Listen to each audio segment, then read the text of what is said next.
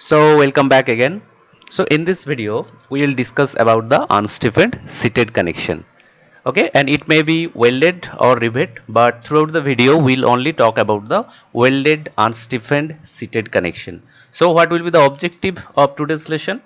So first we will try to find out how to decide the length of the seat, right, where our beam is sitting, and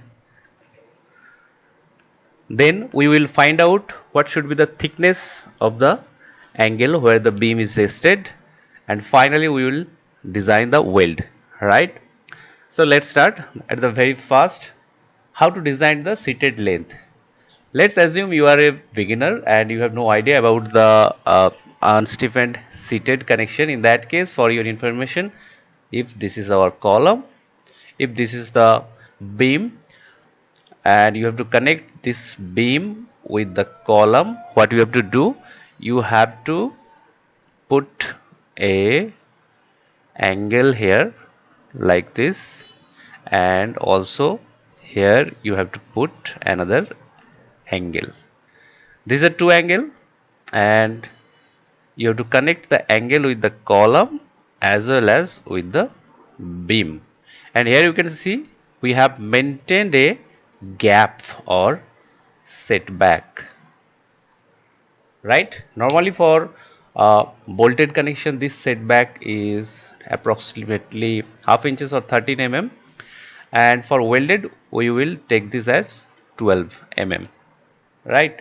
So design of seated length means we have to find out how much this length is required. Okay, again erase everything. So here, to connect this column with this beam, and definitely a seated connection is always a shear connection, right? That means we have to transfer the reaction from the beam to this column. For that we will put a top angle. This is known as the top angle, and this is known as the seated angle, right? So what will be this length?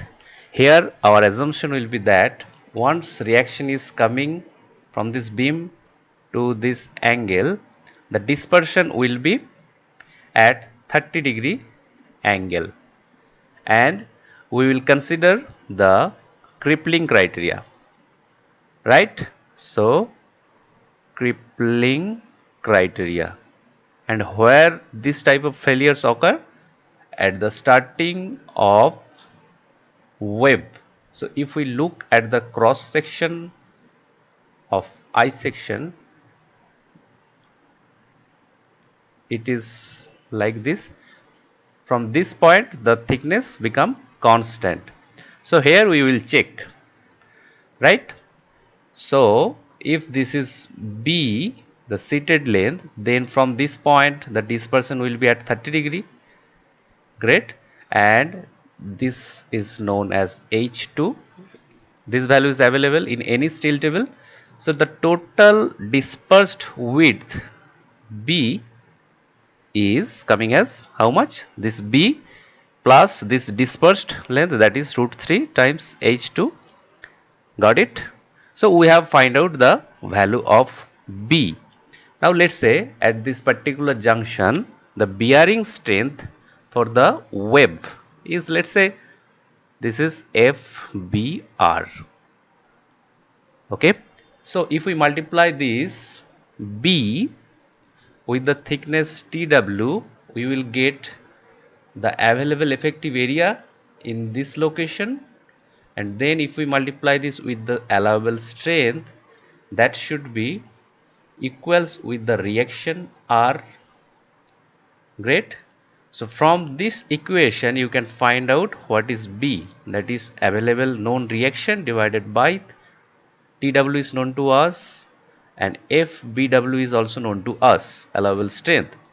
And once the B is known, we can find out B, that is B minus √3 times H2. These are known. So you have fixed the B. So once B is known to you, with this you can add this setback distance, that is for welded, let's say 12. So now you will select a angle section where this length is, let's say 80 by 80. Let's say this is coming as 75, so your angle should be at least 80 by 80. I'm not talking about the thickness, we will find that later. Next we have to find out the thickness. Okay, so here we have find out the B. Fine. So the reaction is acting here at B by 2. So this is actually B by 2, right? So this length is B by 2 and this is our setback, that is 12. And if this is the thickness, we will find out moment at critical section here, which is again at a distance of 10 mm. Because in angle also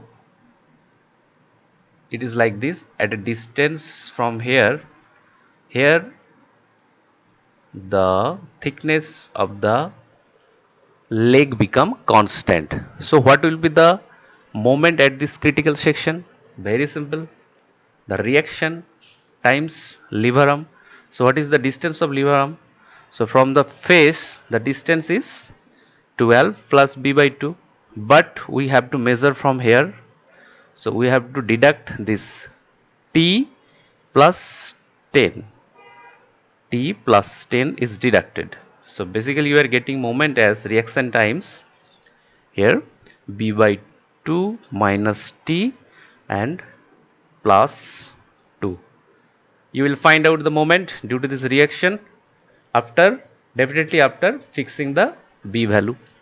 So when it's fixed up, let's say the angle looks like this from this face. So this is the total length, let's say L, and if in this section the thickness is T, what is the section modulus Z? Very simple, L times BD square by 6, so LT square by 6, LT square by 6. Once Z is find out, let's say the allowable bending strength is FB, so LT square by 6 times FB should be equal with this moment value.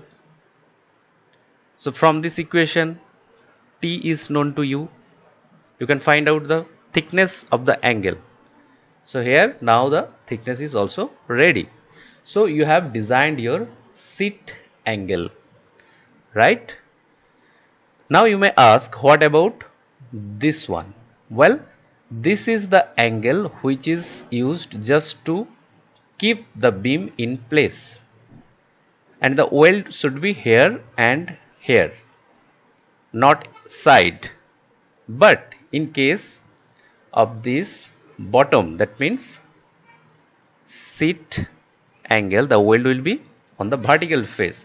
So here if we draw the T section here, this is the beam, right? So in red color this is the beam, sorry for my drawing. Okay, so at the top here this is the weld and here is the weld, just to hold the beam in place. But in bottom this is the weld, and this weld should be continued at top for at least 12 mm to prevent the forming of crater. Return, this is known as return value. Return value, got it? So we have to design this weld, this vertical weld, got it? So here this is the weld, one weld, and this is another weld. Let's say we are designing this for unit width. So if this is H, what is the shear stress? So here the reaction is acting like this, and in this side, let's say this is the column, this is the weld. So we have also a moment here. We know the moment value. The moment value should be how much? Simply the, in this phase, what is the moment? Reaction times how much? Yes. Now reaction times b by 2 plus the setback 12, because we are considering at the face of the column.